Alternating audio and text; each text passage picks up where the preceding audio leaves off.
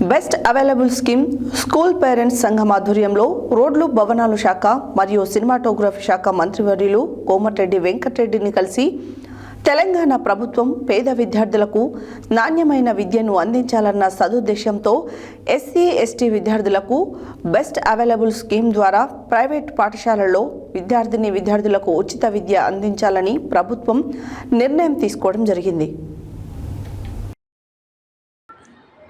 Best available scheme school parents సంఘం ఆధ్వర్యంలో రోడ్లు భవనాల శాఖ మరియు సినిమాటోగ్రఫీ శాఖ మంత్రివర్యులు కోమటిరెడ్డి వెంకటరెడ్డిని కలిసి తెలంగాణ ప్రభుత్వ పేద విద్యార్థులకు నాణ్యమైన విద్యను అందించాలన్న సదుద్దేశంతో ఎస్సీ ఎస్టీ విద్యార్థులకు బెస్ట్ అవైలబుల్ స్కీమ్ ద్వారా ప్రైవేట్ పాఠశాలలో విద్యార్థులకు ఉచిత విద్య అందించాలని ప్రభుత్వం నిర్ణయం తీసుకోవడం జరిగింది.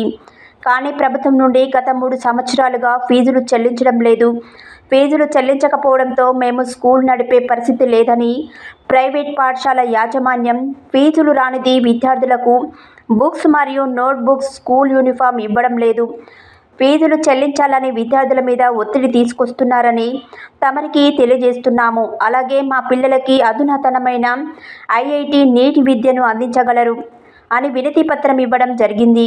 ఈ కార్యక్రమంలో తల్లిదండ్రుల కమిటీ సభ్యులు మామిడి జగన్, బచ్చలకూరి కార్తీక్, దామెర రవికుమార్, నాగరాజు, బండారు శంకర్, కట్ట నవీన్, దార్ల రాజు, పులిమెల అరుణ, కంచనపల్లి నవ్య, శివ, రాజు, నరసింహ మరియు తదితరులు పాల్గొన్నారు.